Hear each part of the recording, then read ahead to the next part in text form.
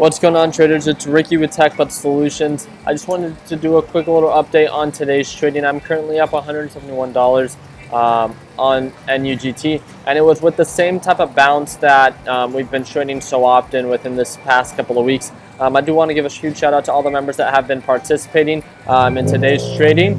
Right now I'm outside of a Starbucks, so I apologize if it's a little noisy. But pretty much, let me go ahead and do a little recap on what it is that I'm expecting. I'm back on NUGT, and I actually caught it at the bounce at $8.31. I'm probably going to average down a little bit. But really what happened is the past couple of days we've been trading NUGT when it bounced at $8. Yesterday it bounced at $8, hit highs of $8.40. So with that, it allowed us to have some room to be able to hit, and again, that same resistance at $8.40. So as the market opened today, what I usually do is make sure that I get in at a bounce.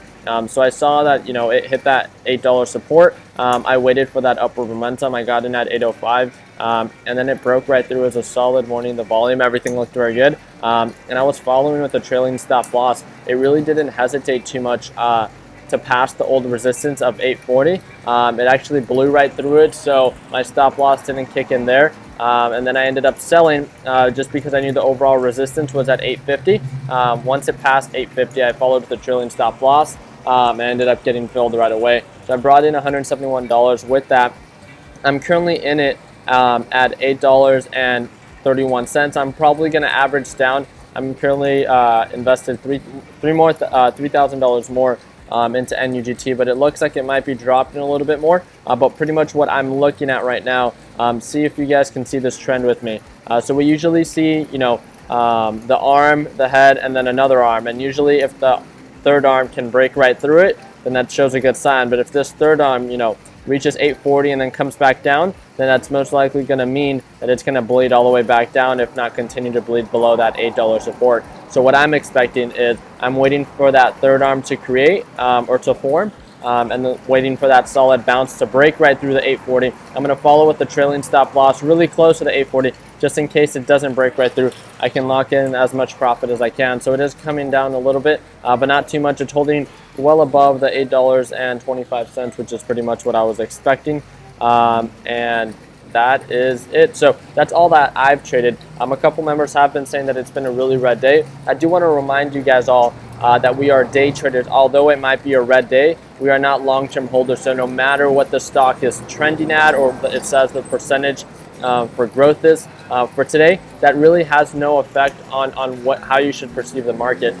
I think giving or understanding that you are a day trader, meaning that you're supposed to be catching these bounces, being able to identify these pre-market supports here at 752, and going a little bit further back and being able to identify that that was an old support a couple days ago as well, can lead you to get in at a good entry point. Right now it bounced at 752 pre-market. Obviously some of you, if you guys aren't able to trade during pre-market, then you wouldn't have been able to get in, but as soon as it opened right about $8, hit a resistance at 850, came back down, bounced at that same support at $8, and is now coming to that same resistance. So although yes, it is a red day and AUPH is down nearly 20%, that doesn't mean that you have to perceive this as a bad stock. It only means that you have to set up a plan that's a little bit more secure in identifying the support, the resistance, setting up a game plan, and making sure that you stay committed to your plan.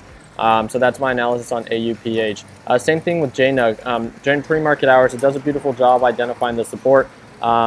And just like it did yesterday, it had a support which I called at 660. And initially when it came back down, yes, it did drop to 650. But what you can do is once it passes this support, this old support at 660, that's showing signs of upward momentum. And as long as it continues to rise, then that's showing you growth, right?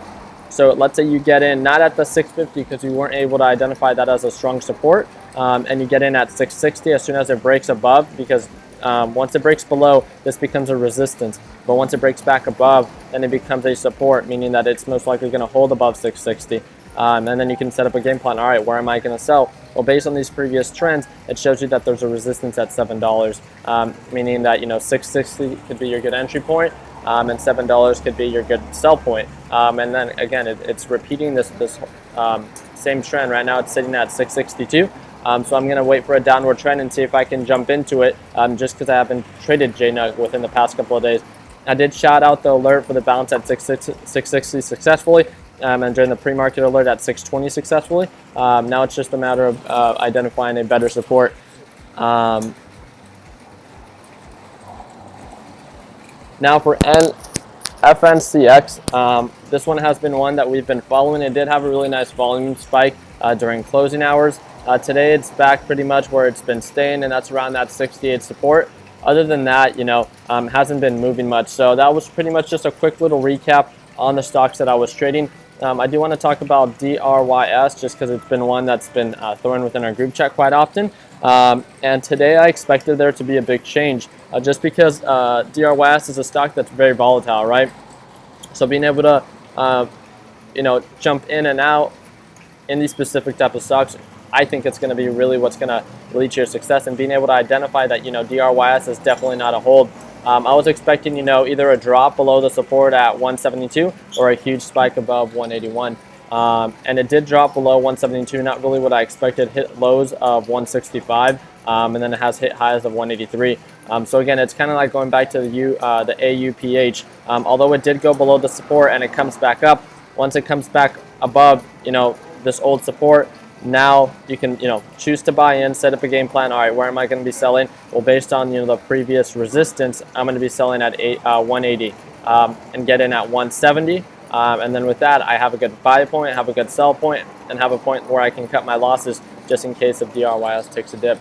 So I just wanted to do, a little analysis on today's trading. And although you guys might be seeing a red day, I want to remind you guys that no matter if you are seeing a red day, it's not about, how or what the market says that, the potential the stock has, but it's how you can identify, the support and the resistance level and set up a game plan to be successful when it comes to trading any penny stock, right? No matter if it's red or if it's green, because there's always people making money on these stocks, so why can't you?